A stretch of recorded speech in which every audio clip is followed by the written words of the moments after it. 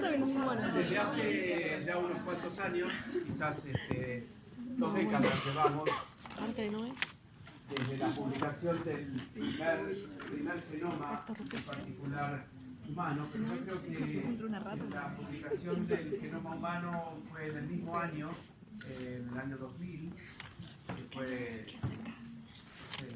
quizás era muy chico probablemente, ¿no? Wow. ¿Qué año? 2000. De un año. 2 años. Fue cuando se anunció la secuenciación del genoma humano, y que fue un logro que hicieron, por un lado, un consorcio público liderado por John Watson, ¿sí? El famoso Watson de Watson Crick. Ahí yo nací el año que publicaron la escritura de la ley. Datas. Entonces no, yo soy un poquito más. Yo creo que era 55, pero no importa. ¿Sí? ¿Me parece? Bueno, y un consorcio privado liderado por otra persona que secuenció su genoma en particular. Vamos a ver después cómo se llama ese señor. Ese señor después tuvo una iniciativa interesantísima que es, él se planteó secuenciar el mar, ¿sí? Con estas metodologías de metagenómica, es decir, tomar muestras, extraer ADN y estudiar la biodiversidad en los océanos a partir de esta nueva tecnología. En su momento hay un laboratorio impresionante en la ciudad de San Diego, en California, donde él se propuso hacer eso, pero también en ese mismo año, en el año 2000, se publicó el primer genoma de Drosophila. Drosophila melanogaster, que es el organismo del cual hoy se tiene la mayor cantidad de información genética, ¿sí? Quizás de cualquier otro, comparativamente con cualquier otro animal. Pero que la genómica, eso permitió el conocer los genomas de distintas especies, permitió precisamente una nueva disciplina que es la genómica comparada, es decir, la comparación de genomas directamente, que tiene sus cosas también, sus dificultades, porque imagínense, nuestro genoma tiene 3.5 mil millones de nucleótidos cada genoma haploide, ¿sí? Cada conjunto de 23 cromosomas tiene ese tamaño aproximadamente. Esa información, esas secuencias, hay que lograr alinearlas con las de las otras especies. Alinearlas significa poner en fila o en columna sitios homólogos, ¿sí? Que se heredan de un ancestro común. ¿De acuerdo? Eso no es fácil. Es necesario, obviamente, un poder computacional que recién hoy, en estos últimos décadas, se alcanzó esa potencia y de computación por un lado, y también el desarrollo de software específicos para cumplir esas funciones. Pero ¿qué es lo que nos dicen estas metodologías, esta nueva disciplina? Que obviamente ha habido expansiones y contracciones de familias de genes, distintas familias de genes. Hay duplicaciones específicas en el hombre. Si comparamos ratón y hombre, que han divergido hace 75 millones de años, se ven duplicaciones específicas en un linaje o en el otro. Por ejemplo, clústeres de genes duplicados en un linaje, no en otro. El 80% de los genes de ratón tiene su ortólogo, es decir, su verdadero homólogo en humano. Y el 99% de los genes de ratón tienen una cierta homología con genes humanos. Es decir, que esta identidad, esto implica o indica una cierta identidad en el repertorio genético de los mamíferos.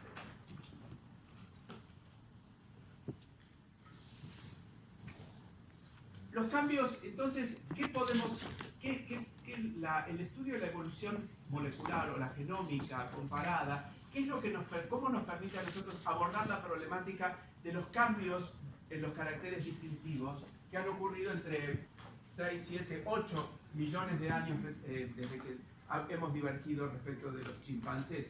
Son cambios en muchos o unos pocos genes. Luego vamos a afinar un poquito más la pregunta. Pero la expectativa es que si los caracteres distintivos, el tamaño del cerebro, la posición bípeda, etc., son caracteres que han evolucionado y que de alguna manera han llevado a que nosotros seamos lo que somos, ¿sí? uno puede pensar que esos caracteres son adaptativos, es decir, que han evolucionado por selección natural. Si es así, entonces los genes vinculados a dichos caracteres deberían mostrar señales de evolución adaptativa o de evolución por selección positiva. Cuando ustedes tuvieron las clases de evolución molecular, han visto, ¿no es cierto?, las predicciones en un escenario de selección positiva, de selección equilibradora, cómo eso afecta la variabilidad genética de una determinada región donde ha ocurrido una mutación que ha sido seleccionada de forma direccional o eventualmente por selección equilibradora. Si nosotros somos una especie y la otra especie es el chimpancé y hemos divergido una cantidad de tiempo t, ¿sí?, la cantidad de diferencias que se han acumulado a lo largo del tiempo es igual a 2 por la tasa mutacional por el tiempo. 2 porque la evolución ocurre en una rama y en la otra, en las dos ramas. Entonces, los cambios han ocurrido proporcionales a la tasa de mutación y el tiempo en una línea de descendencia y en la otra. ¿No es cierto? Esos cambios, ¿sí?, nuestros genomas sabemos que tienen en total 7 por 10 a la 9, 7.000 millones de pares de bases. ¿No? Eso sabemos. También es otro número, ¿no? Yo decía 200.000 años. 7.000 millones. ¿Cuánto es que debemos nosotros al FMI? 52.000 millones, algo así. En principio 55, pero en realidad este es el número que se incrementó en 2017. En realidad es más. Es más. Son como 300.000 millones. 300.000. Wow, es una animalada. Bueno, es difícil de conseguir esa cantidad de plata. Bueno, dadas las tasas de mutación, ¿sí?, cualquiera de nosotros al momento de nacer vamos a ser portadores de 175 mutaciones nuevas, ausentes en nuestros progenitores. Simplemente, considerando una tasa de mutación de alrededor de 10 a la menos 9 mutaciones, no sé qué número anteriormente, pero alrededor de 10 a la menos 9 mutaciones por nucleótido por generación, dada esta cantidad de pares de bases, seremos portadores de 175 mutaciones nuevas. No estaban en los padres. Y a lo largo del curso, supongo que les han dicho que la mayoría no tienen efecto. ¿Por qué? Porque ocurren donde no hay información significativa en el genoma, por un lado. Están en o cerca de un gen sin afectar su funcionamiento. Algunas son recesivas, con lo cual están oscurecidas por alelos dominantes, su efecto. O su efecto puede ser tolerable o neutro. ¿Sí? Han visto la teoría neutralista de la evolución molecular, ¿verdad? Así como hay algunas que no tienen efecto, otras sí tienen efecto. La mayoría de las mutaciones que ocurren tienen un efecto perjudicial sobre los individuos portadores. Son perjudiciales y son sustrato de la selección natural negativa o purificadora, ¿sí? Unas pocas de todas esas mutaciones son beneficiosas, es decir, sustrato de la selección positiva. Y entre esas mutaciones deberían estar las mutaciones, las que han ocurrido en los genes que están involucrados en la variación de esas características distintivas de nuestro linaje. ¿Qué es lo que digo acá? Estarían involucradas en diferencias funcionales o fenotípicas. El desafío es determinar el número, la identidad y la función de esos genes y los cambios específicos que han dado forma a nuestras características distintivas. ¿Qué se sabe de esas características? La posición bípeda, el tamaño del cerebro y así como muchas otras de las características que nos hacen distintos, ¿sí? Son características cuantitativas, que estudian la genética cuantitativa, ¿sí? Donde han visto conceptos como la heredabilidad, el coeficiente de selección, la respuesta a la selección, etc. Son características complejas porque están determinadas por muchos, en general son poligénicas. Y los estudios en los sistemas modelos, Drosophila, ratón, un pez que no me acuerdo el nombre ahora, Zebrafish. Zebrafish, exacto, gracias. Muestran que las bases genéticas de caracteres cuantitativos es poligénica, como decía recién, que la variación y la divergencia morfológica están relacionadas con genes que regulan el desarrollo. Las mutaciones responsables ocurren normalmente en regiones regulatorias y las diferencias funcionales entre alelos se deben normalmente a más de una sustitución. Y los mismos genes que varían dentro de especies, los genes que varían dentro de especies son los mismos que varían entre especies. Esto es lo que se sabe de años y años de investigación en sistemas modelos como estos que acabo de mencionar. Entonces, ¿qué se sabe acerca de las bases genéticas de esos caracteres que nos hacen distintos? ¿Cuántos genes estuvieron involucrados, por un lado? ¿Qué genes contribuyeron específicamente a la emergencia de esos caracteres humanos? ¿Y cuál es el tipo de cambio genómico? ¿Esos genes muestran evidencia de evolución adaptativa?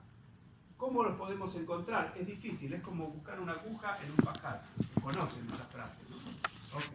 Bien. Como les decía, nuestras diferencias en regiones codificantes con el chimpancé es de alrededor del 2%.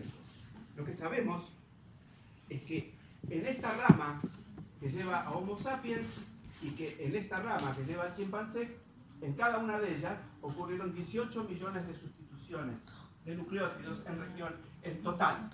¿Sí? En total.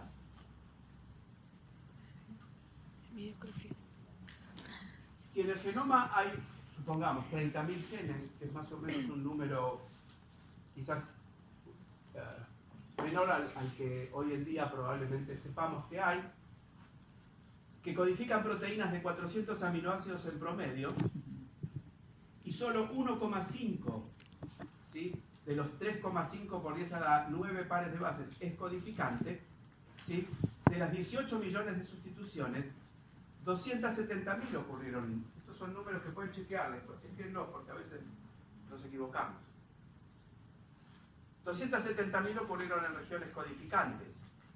Si la cuarta parte de esas sustituciones en regiones codificantes cambian, no cambian, son sinónimas, es decir, no cambian la estructura de la proteína, la secuencia de la proteína, entonces solo 20.000 han contribuido a la evolución proteica. Y se estima que solo el 35% de las sustituciones, hay estudios teóricos, basados obviamente en evidencia empírica, que muestran que solo el 35% de las sustituciones fueron adaptativas. Es decir, que de las, yo dije 20.000, estos son 200. Solamente 70.000 sustituciones fueron adaptativas. Es decir, se fijaron gracias a una forma de selección que es la selección direccional o positiva. ¿Cómo reconocemos cuál es la huella que deja en los genomas la selección positiva, lo que se llama un barrido selectivo? En primer lugar, es una reducción en la variabilidad en la región donde una variante favorecida por la selección acaba de fijarse. Una reducción en la variabilidad. Y por otro lado, también, otra particularidad es que el tiempo al ancestro común de toda una población se reduce comparativamente con variantes neutras. ¿Sí? Es decir, que si si la variabilidad actual es el resultado de la evolución por deriva genética, entonces yo deberé recorrer hacia el pasado una cierta cantidad de generaciones que normalmente se expresan en función del tamaño efectivo de la población, que es 4n generaciones, para encontrar el ancestro común más reciente de toda una población. ¿Lo han visto eso? Teoría de coalescencia. Ok, bien.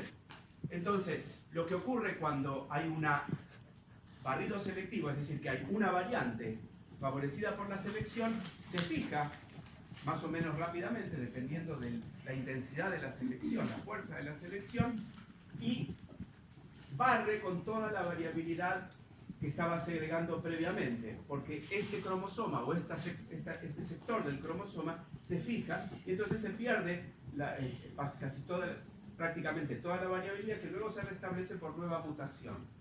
Es decir, que nosotros, para encontrar regiones que han evolucionado por selección positiva, debemos buscar regiones con poca variabilidad en los genomas.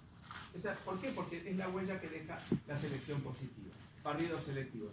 Reducen los niveles de variación intrapoblacional. Por otro lado también, si ha ocurrido selección positiva, y es una región, y estamos hablando, como venimos hablando, una región codificante, lo más probable, o una manera que podemos usar para chequear eso, es utilizar esta otra prueba que se conoce con el nombre del ratio, el cociente entre la tasa de sustitución de reemplazo, es decir, reemplazo de aminoácidos sobre la tasa de sustitución sinónima. Si los cambios a nivel de la secuencia de aminoácidos tienen premio, quiere decir que la tasa de sustitución no sinónima va a ser mayor que la tasa de sustitución sinónima y esta razón va a ser mayor a 1. Si todo es neutro, va a ser igual a 1.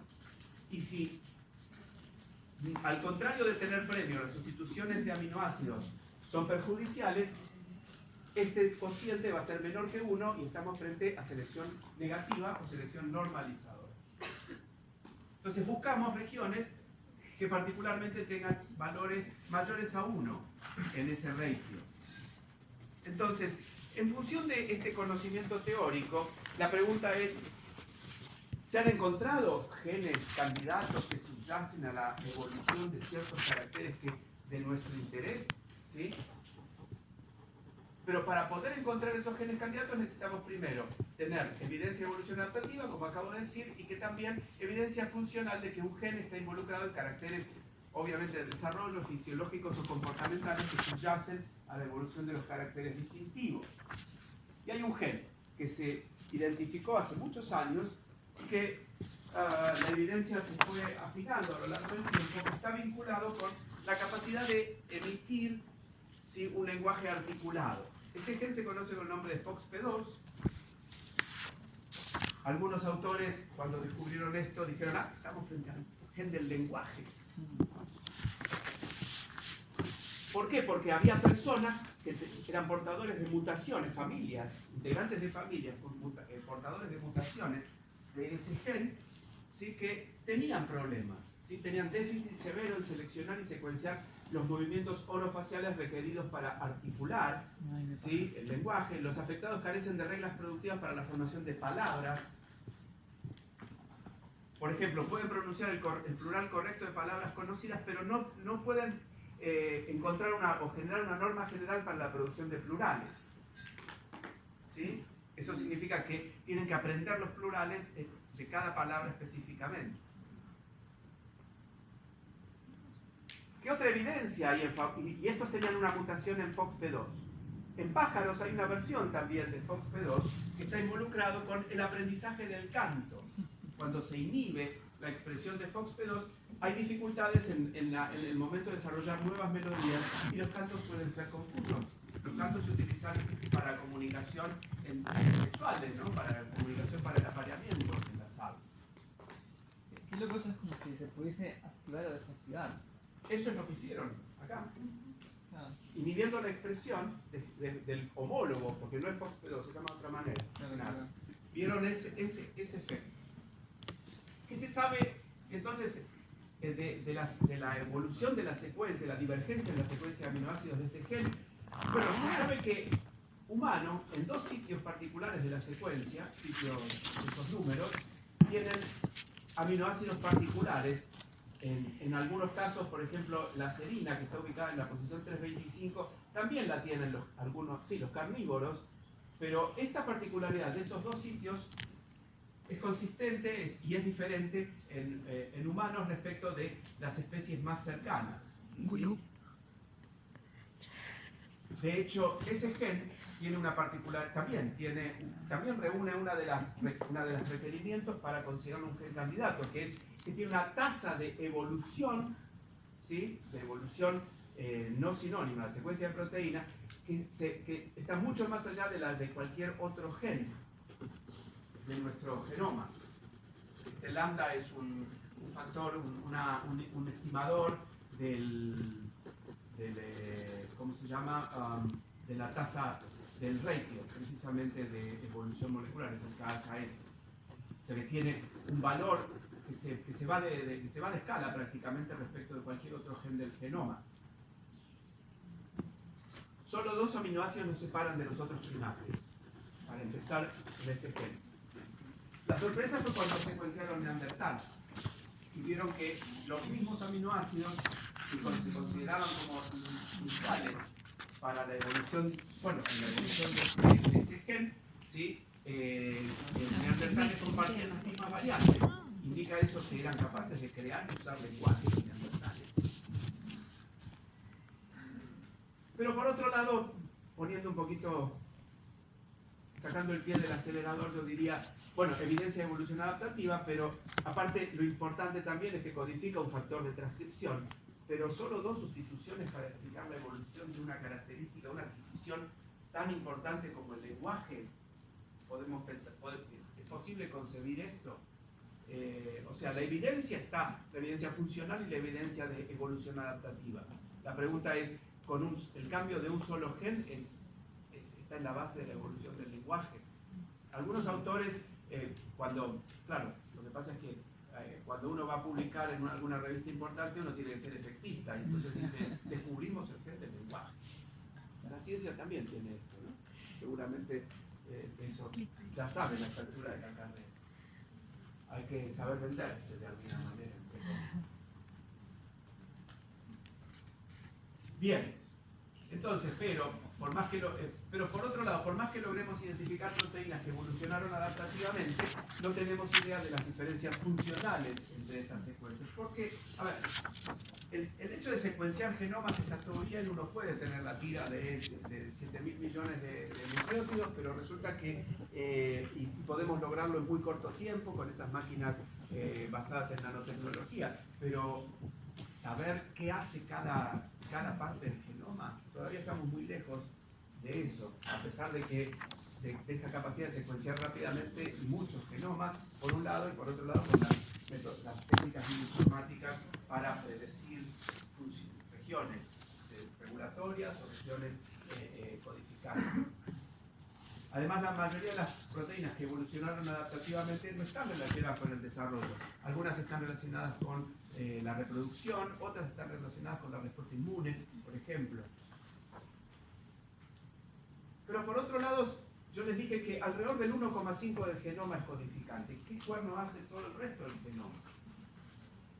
Algunas partes probablemente no tengan función y por eso cuando mutan no producen ningún efecto fenotípico.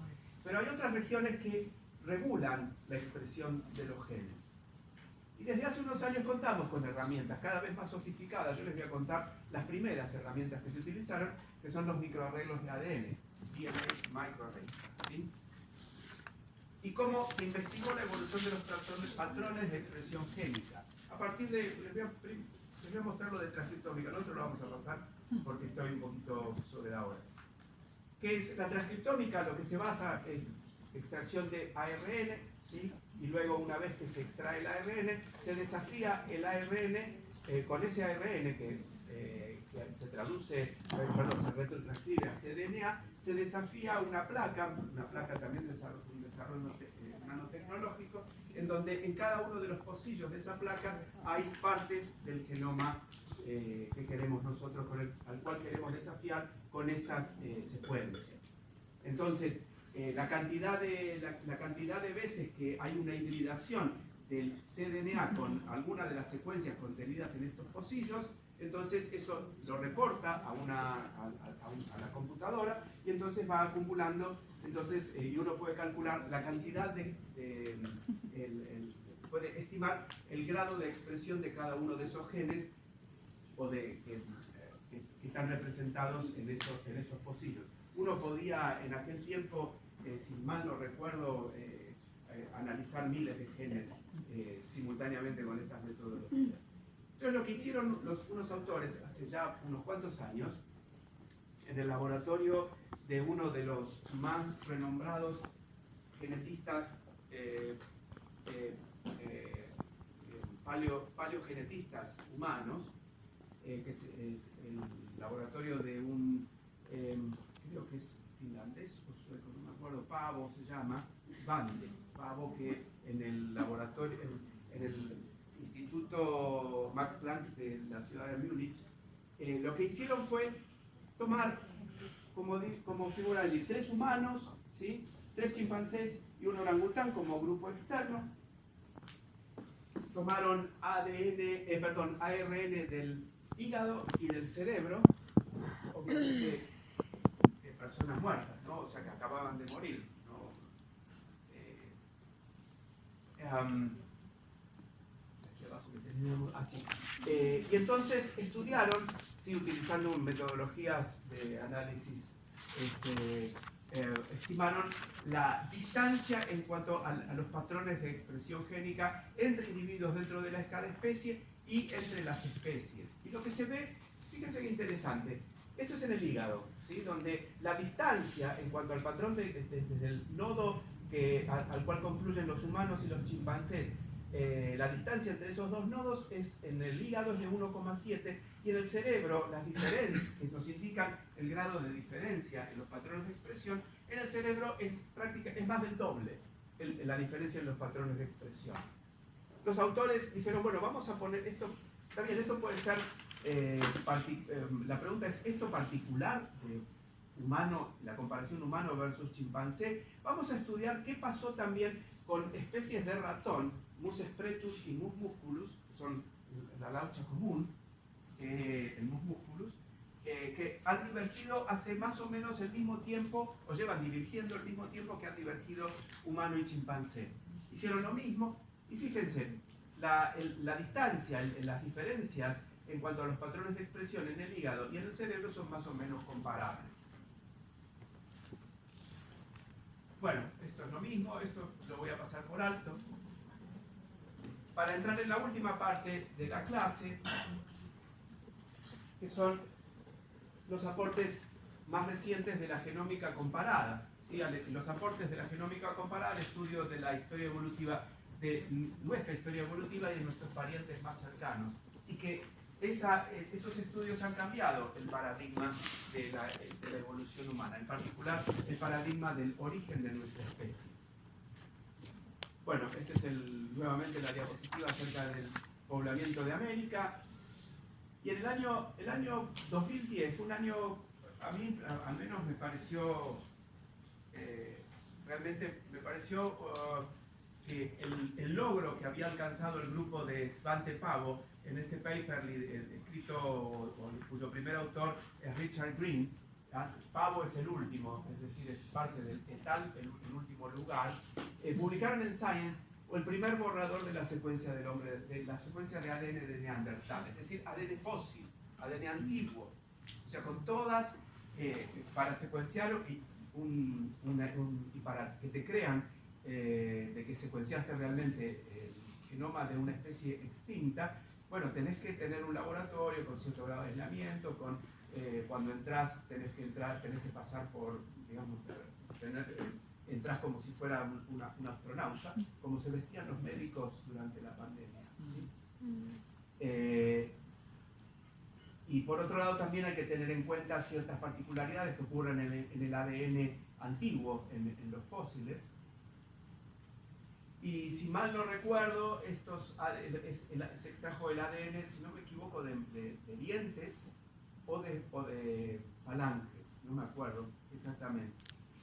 Y acá están los sitios de donde se sacaron muestras que luego pudieron secuenciarse del hombre de Neandertal, ¿sí? Donde está acá la moleculita de ADN, acá en el Cidrón, en el norte de la península ibérica, en Vindija, en Croacia, si no me equivoco. Y de allí se logró extraer ADN y secuenciar y obtener el primer borrador, el primer draft de la secuencia del hombre de Neandertal. Acá tenemos cuáles somos nosotros y cuáles, a ver, cuál es Homo sapiens y cuál es Neandertal. El de la izquierda es sapiens. No. ¿El de la izquierda allá? No, No, eso. no, no. En esa al revés. Y los arcos superciliares. Claro. ¿Sí? Ah. ¿Ves que sobresalen más? Bien, entonces, ¿Cuál era cuál? este es Neandertal. No, perdón, chiste. Pero fíjense, Mi cerebro ya ustedes no- lo pueden ver probablemente en las impresos o en la compu. ¿Qué cosa? Los genes que mostraron una cantidad de diferencias y también que mostraron evolución adaptativa en el linaje que lleva al hombre de Neandertal.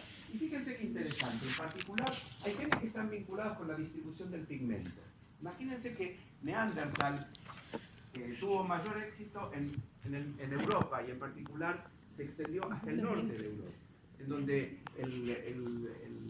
la incidencia y la cantidad de horas de sol, etcétera, es muy diferente al ambiente de donde provenían estas personas.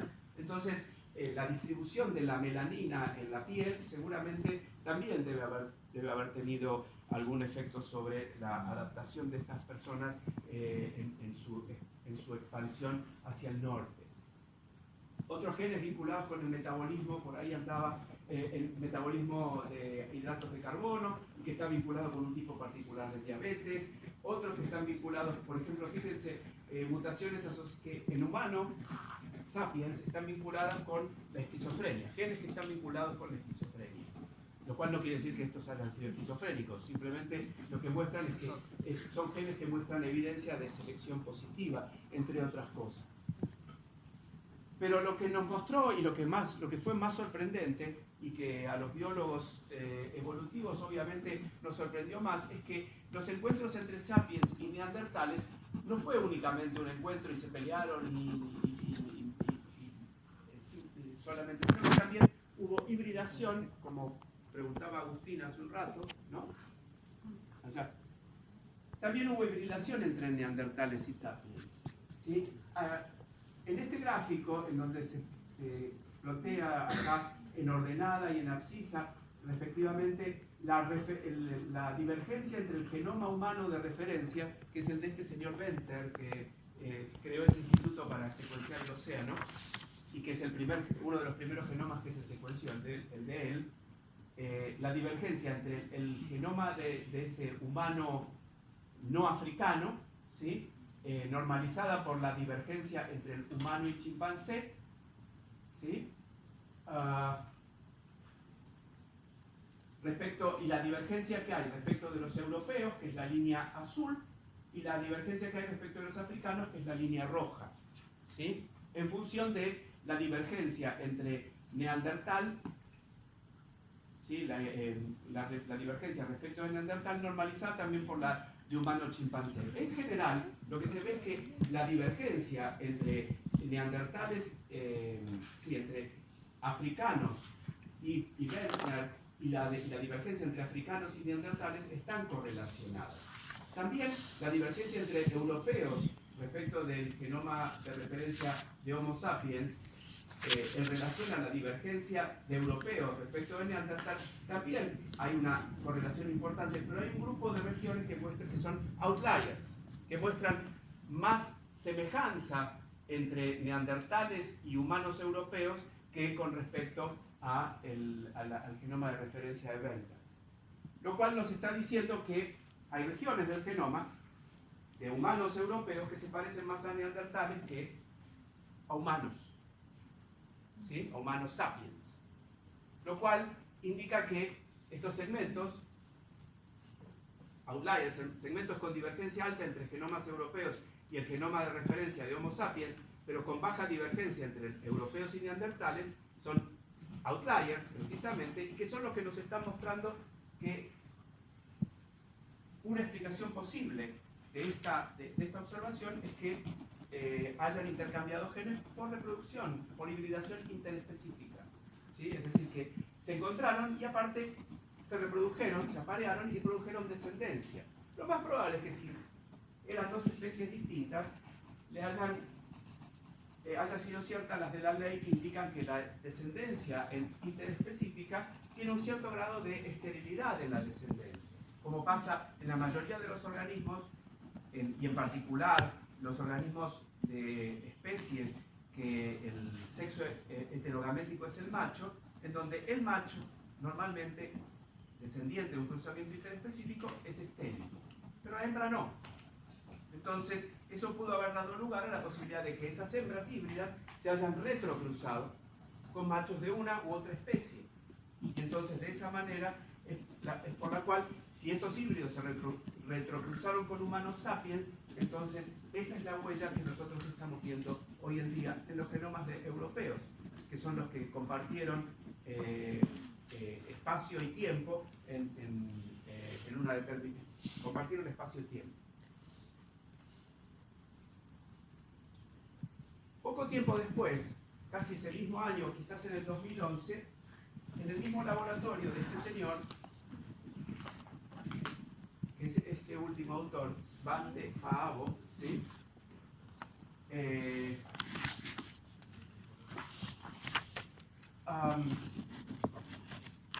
Lograron secuenciar también el genoma de un ejemplar, de una falange fósil encontrada en una cueva en el desierto, en Siberia, ¿sí? en una cueva de Denisova, se llama el lugar.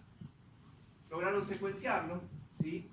Y resulta que cuando lo secuenciaron, hicieron un análisis similar al del Neandertal, lo que vieron es que variantes de este genoma, ¿sí? Que estaban presentes en el genoma de este individuo denisovano, ¿sí? Se encontraron en personas de Homo sapiens en la región oriental de Asia, en la región de Melanesia, en Asia oriental.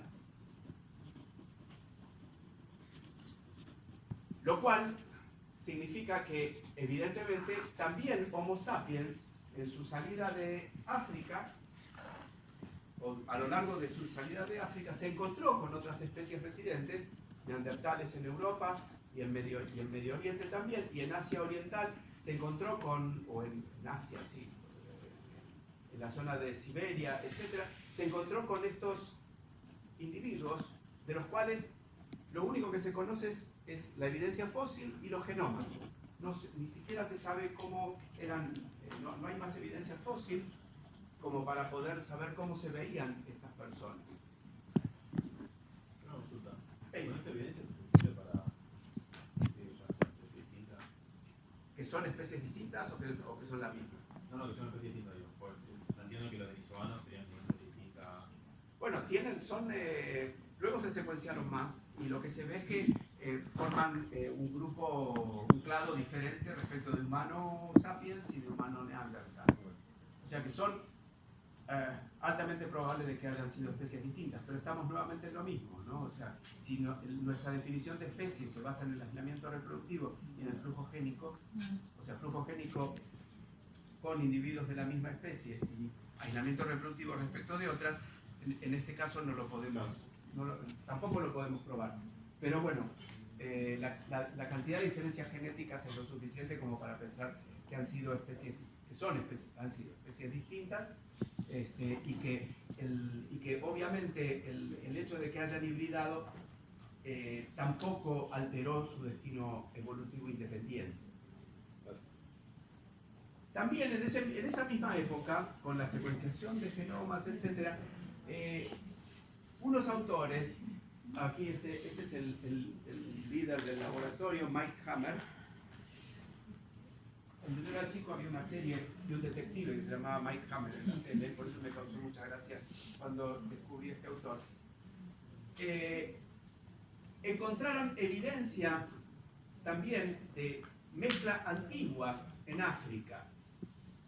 ¿Cómo lo detectaron? Primero secuenciaron los genomas de cazadores-recolectores africanos subsaharianos y vieron que esas personas llevan segmentos de alrededor del 2% de ADN.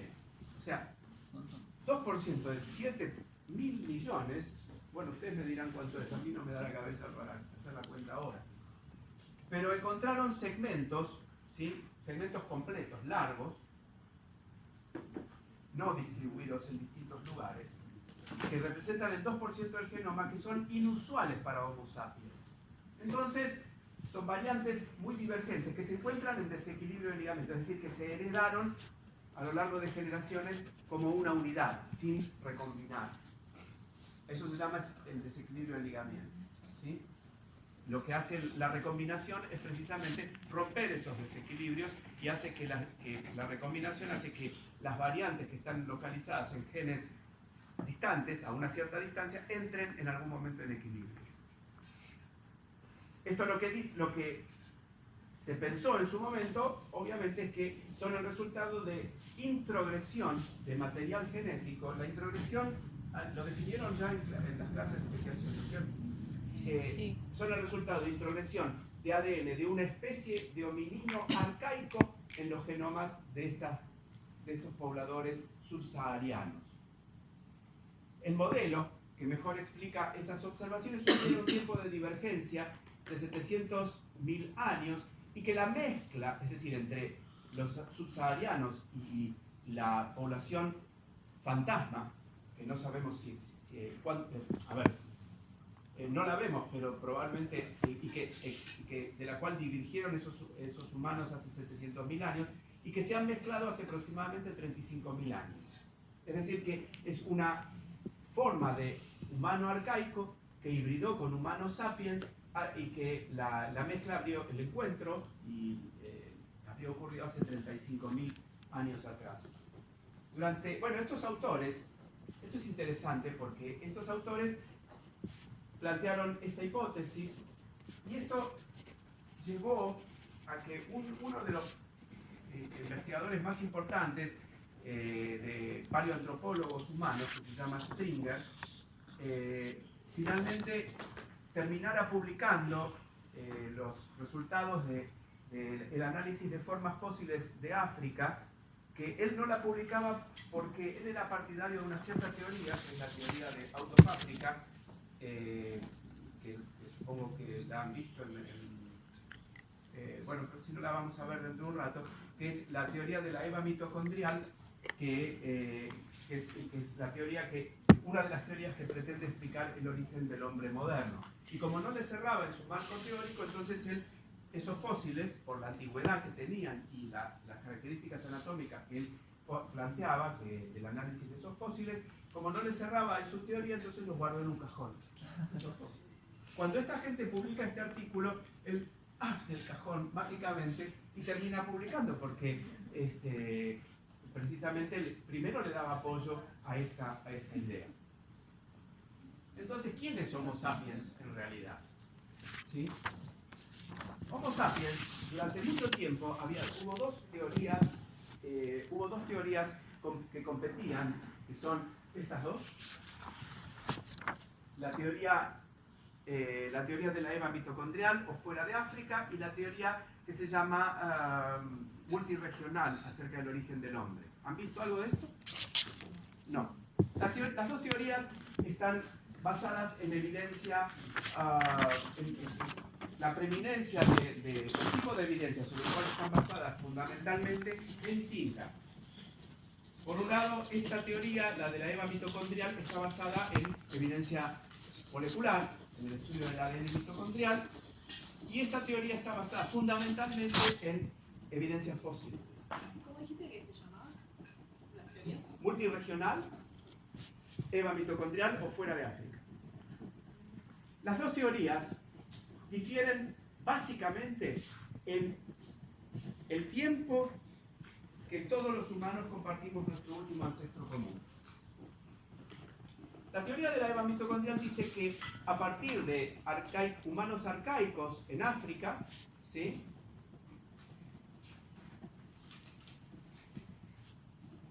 evolucionaron los humanos modernos, ¿sí?, en África, que es la rama más profunda, que es el lugar de origen de nuestra especie, y que luego se expandieron al resto del planeta. Y que el tiempo que deberíamos recorrer hacia el pasado para encontrar el ancestro común más reciente de toda la humanidad es de alrededor de 200.000 años, más o menos. Por eso se dice que la antigüedad de nuestra especie es de aproximadamente 180.000, 200.000 años. Esto lo muestra, este tipo de topología del árbol, lo muestra tanto el ADN mitocondrial como el cromosoma Y de Homo sapiens. Bueno, el cromosoma Y. La otra teoría lo que plantea es que en realidad el origen nuestra especie, Homo sapiens, fue el resultado de convergencia evolutiva en distintas áreas, tanto en África, Europa, Asia, como en Melanesia, y que derivaríamos de una especie similar a Homo erectus, que tiene una antigüedad de aproximadamente 2 millones de años, con lo cual el ancestro común más reciente de toda la humanidad habría existido hace 2 millones de años. ¿Y cómo se mantuvo esto? Bueno, y a lo largo de cada una de estas ramas, por ejemplo, en Europa, ¿sí? Nuestro ancestro más, el hombre de Neandertal es nuestro ancestro directo del cual derivan las poblaciones europeas y otras formas que se han descrito tanto en África como en Asia como en Melanesia. ¿Y cómo se mantuvo la cohesión intraespecífica? Básicamente por flujos génicos. La crítica que se hace normalmente a esta teoría, se le ha hecho normalmente a esta teoría, es que explicar cómo pudo haber flujo génico un flujo génico lo suficientemente constante entre áreas tan distantes. Los descubrimientos recientes de la genómica vinieron a patear todo el tablero. Porque obviamente, si hablamos de flujo génico entre especies de Homo, obviamente la gente que postulaba esta teoría saltó en una pata, porque dijo, flujo génico, que es lo que nos critican, y mirar el flujo génico que hubo entre lo que hoy reconocemos como especies distintas. Pero en realidad lo que nos está mostrando la nueva evidencia es que obviamente que hubo flujo génico entre neandertales y humanos sapiens, en particular en Europa y en Asia y en Medio Oriente, que también hubo flujo génico entre denisovanos y Homo sapiens, en particular la huella la vemos en Melanesia. También hubo flujo génico entre poblaciones ancestrales de neandertales y humanos. También hubo flujo génico, pregunta, entre Homo erectus y denisovanos, etc. ¿Por qué? Porque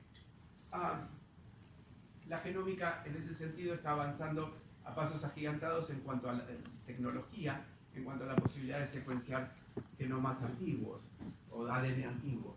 Pero la conclusión principal es que nuestro ADN, el ADN humano, ¿sí?, de Homo sapiens, en realidad es un mosaico en donde tenemos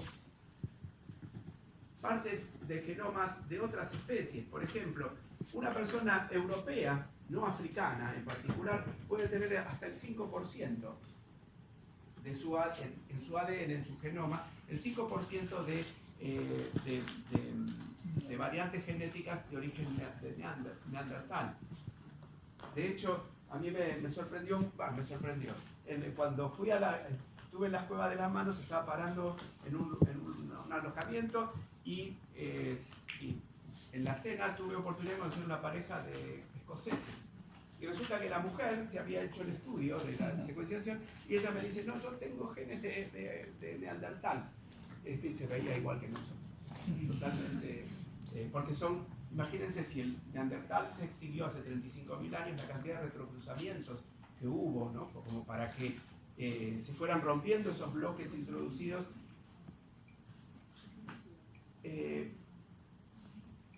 Bien. Pero el cuadro que hoy tenemos es un cuadro de este tipo, en donde evidentemente el flujo génico entre especies también probablemente ha influido muchísimo en nuestra historia evolutiva. ¿Cómo?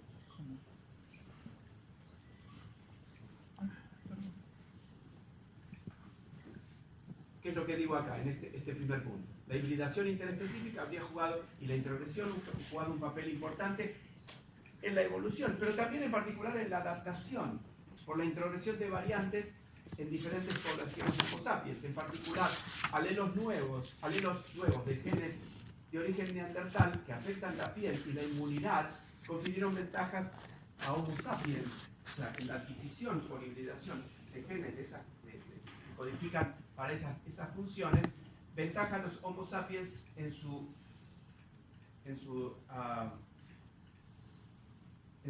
migración hacia Europa. Por otro lado, también hay un gen que se llama EPAS1, que es de origen denisovano y que se encuentra específicamente en poblaciones, en personas del Tíbet, y que seguramente parece haber aportado ventajas en la adaptación a ambientes de altura. Y otra pregunta que podemos formular: ¿por qué hay algunas partes del genoma de Sapiens que no tienen variantes originadas o que se adquirieron por hibridación con otra especie? Quizás esas regiones son refractarias al flujo génico porque están vinculadas al aislamiento reproductivo, por ejemplo. Bueno, para ir cerrando, que nos queda poquito. Otros aportes de la genómica comparada: cambios genéticos asociados al advenimiento de la agricultura, por ejemplo. Cambios en la dieta han significado nuevas presiones, diferentes presiones de selección. ¿Y dónde se manifiestan estos? Bueno, sabemos que la agricultura se originó en esta zona, ¿sí? en el valle en la Mesopotamia asiática, entre los ríos Tigris y Éufrates, es lo que se plantea, y que luego rápidamente, y eso fue hace aproximadamente unos 11.000 años, y que en los siguientes 5.000 años se expandió, que se desarrolló independientemente en muchas áreas de América, Europa, Asia, África, etc. Es decir, que esto llevó a un cambio en cuanto a los hábitos de población, de poblaciones nómades, cazadores, recolectores, a poblaciones sedentarias. Y eso fue dando, luego a partir de allí, fue dando lugar a lo que conocemos hoy como ciudades. Muchas de las especies domésticas que se consumen hoy en día sí tienen su origen particular en distintas regiones del mundo. Por ejemplo, en Sudamérica, la mandioca y el maní. Por aquí, Andes centrales, la papa y la quinoa. El tomate es una especie Solanum esculentum, que es la especie del tomate comercial, pero hay otras especies que son típicas de Sudamérica. El sunflower, el girasol, por ejemplo, tiene su origen la domesticación empezó a practicarse en Norteamérica.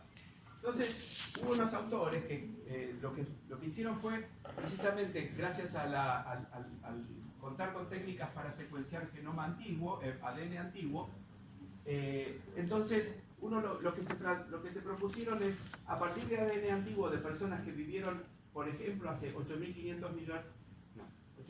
años y 2.300 años, los compararon con los pobladores actuales de esas mismas regiones, en Europa y en Asia. Y entonces esas comparaciones de frecuencias alélicas a lo largo del genoma, uno las puede visualizar en este tipo de representación que se llaman Manhattan Plot, en donde lo que tenemos los números son los cromosomas de nuestro complemento, y lo que tenemos es que hay distintas regiones, y esto en ordenada es la significación estadística relativa de las diferencias en frecuencias alélicas, ¿sí? A lo largo de cada cromosoma. Y se observan algunas, nuevamente, outliers, ¿sí? Fíjense, todos están acá, la significación estadística de esas diferencias, pero por ejemplo, en esta región donde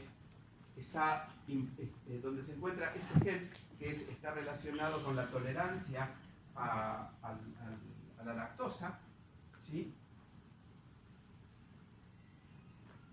Nos está mostrando una región en donde las diferencias, las frecuencias alélicas entre poblaciones antiguas y las actuales es altamente marcada. Fíjense, un cambio notable es ese gen que codifica la lactasa, que ayuda a digerir la leche durante la lactancia y dejaba de expresarse luego del destete. En poblaciones que domesticaron ganado y consumen lácteos, hubo una fuerte presión de selección en favor de variantes que continúan expresándose en adultos. ¿Sí? O sea, nosotros consumimos leche más allá del periodo de lactancia, ¿no es cierto? Entonces, evidentemente eso favoreció una fuerte presión de selección para que ese gen se siguiera expresando en adultos. Otro gen es tiene esa sigla, que está vinculada a la absorción de un aminoácido que se llama ergotioneína, que era abundante en la dieta pre-agricultura. ¿Sí? La dieta post, digamos, al advenimiento de la agricultura, el centro de la dieta es el trigo. ¿Sí? El trigo que no tiene ese aminoácido. Entonces, algunos campesinos que llevaban una mutación en ese gen que les permitía obtener ese aminoácido de la dieta, entonces ellos tuvieron una fuerte ventaja adaptativa y ese gen también es un outlier respecto de la mayor parte de los genomas. Hay otros ¿sí? que están vinculados con el sistema inmune, color de la piel, color de ojos, morfología dental, etc.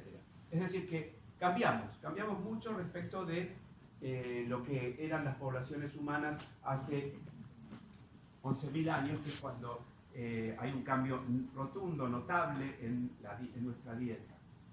La pregunta final, y aquí vamos a ir cerrando, creo que ya estamos en hora. Sí.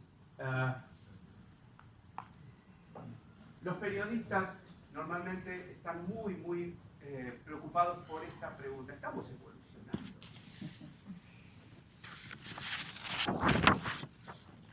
Y sí, obviamente que seguimos evolucionando. En particular, por ejemplo, no sé si han visto en algún momento en el curso el caso del ejemplo de la hemoglobina, la anemia falciforme, donde hay lugares en donde está actuando la selección equilibradora. Por más que las frecuencias alélicas no cambien, pero sí está actuando un factor evolutivo que es la selección equilibradora, por un lado.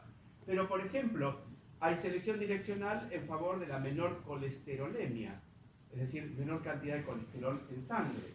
¿Por qué? Porque colesterol, si uno tiene alto el colesterol y no se cuida, entonces eso puede conducir a problemas cardíacos, muerte temprana, etcétera, etcétera. También selección en favor de mayor altura, en particular esto se ha hecho en poblaciones nórdicas, si no me equivoco, en Finlandia. Y lo que se ve es que, en promedio, los altos o altas no se sientan más valorados, tienen mayor cantidad de descendientes, en promedio. Y por otro lado también lo que mencionábamos en el intervalo, la selección normalizadora en el diámetro del canal de parto y el diámetro, la circunferencia del cráneo en el momento del nacimiento. Que si el cráneo es más grande en relación al canal de parto, estamos en problemas. Y también eso es el sustrato de selección normalizadora.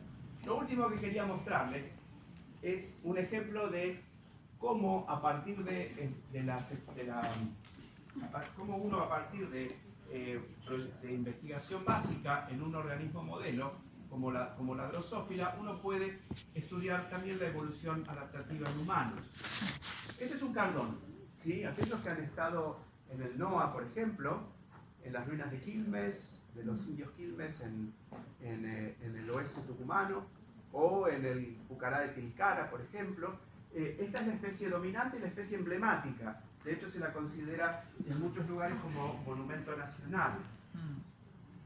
Y que en algunos lugares está en peligro de extinción por distintas cuestiones, por el ataque de polillas, por ejemplo, polillas de un género que se llama Cactoblastes, ¿sí? O sea que las hembras ponen los huevos en la parte externa de la piel, en la epidermis del cactus. La larva rompe con las piezas bucales la epidermis y penetra y comienza a alimentarse del cactus y lo hace bolsa porque va minando adentro del cactus. Este es Juan Hurtado, un genetista. Lo conozco. ¿Lo conocen? Sí, claro, él es docente en genética 1. También él fue tesista mío. Es un trabajo de campo que hicimos hace 10 años, o más de 10 años, atrás de las moscas con las que trabajábamos, que son moscas cactofílicas. ¿Qué significa cactofílica? Que las hembras, una vez que se aparearon, depositan sus huevos en tejidos de cactus en descomposición. ¿Sí? Entonces, y hay dos especies en Argentina, hay más de dos, hay tres por lo menos, pero las dos más comunes, una utiliza como recurso principal el cardón y otras utiliza como recurso principal las tunas, que son otro tipo de cactus, es otra subfamilia de cactáceas. La diferencia entre un cactus y otro es que estos son, en su composición química, tienen unas sustancias que son alcaloides, y en particular alcaloides que también tienen una particularidad, que son a nosotros, si los ingerimos de una determinada manera, nos producen alucinaciones, como el LSD, ¿sí? Son alucinogénicos. Resulta que, y que en cambio la opuntia, las tunas, no lo tienen. Y hay dos especies, una que utiliza el cardón, que se llama Drosophila kempferi, y la otra que utiliza las tunas, acá hay tunas, que se llama Drosophila butzae. Nosotros hicimos una serie de experimentos, en particular forzando a la especie que vive en la tuna a criarse en un cardón, y a partir de ahí saber cuáles son las regiones del genoma que diferencialmente se expresan frente al desafío de crecer en un recurso rico en alcaloides, normalmente los alcaloides son tóxicos, especialmente para la especie que no es residente en la naturaleza de este tipo de cactus.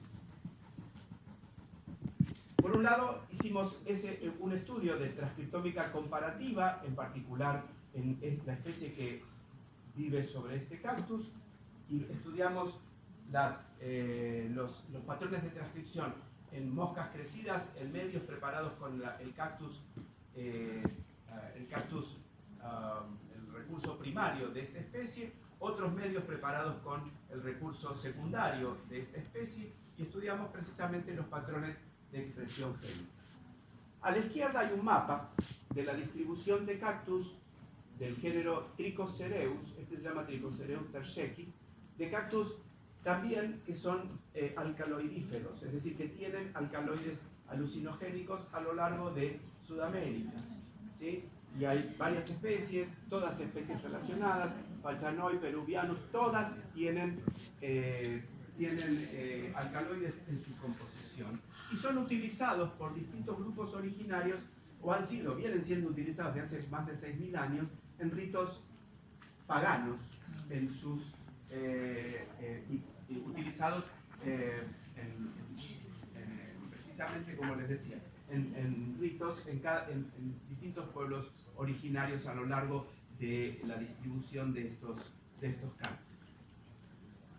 A partir entonces del estudio de los patrones de expresión y el estudio de las funciones específicas de cada uno de esos genes, buscamos de la lista de genes de la mosca, ¿sí?, identificados que tenían patrones de expresión diferencial y que comparativamente entre el cardón, lo que pasaba en el cardón y lo que pasaba en la tuna, sí teníamos identificado una serie de genes y utilizamos entonces herramientas bioinformáticas para buscar los homólogos en humanos, ¿sí? Y una vez que identificamos esos genes en los homólogos de humanos, lo que vimos era que muchos de ellos, en particular, mostraban, a ver, déjenme ver qué dice allí, esto es la significación estadística de pruebas de selección positiva en algunos de los genes que nosotros identificamos en mosca y que encontramos el homólogo correspondiente en humano. Y sobre un determinado valor de significación estadística, lo que tenemos es que algunos de ellos mostraron señal de selección positiva, de evolución por selección positiva, en poblaciones donde se llevaban a cabo estas prácticas rituales de consumo de cactus portadores de alcaloides alucinogénicos. Esto siempre comparado con poblaciones ubicadas en la misma latitud que las poblaciones que tenían esas prácticas, pero que no tenían acceso a los cactus, a los cardones.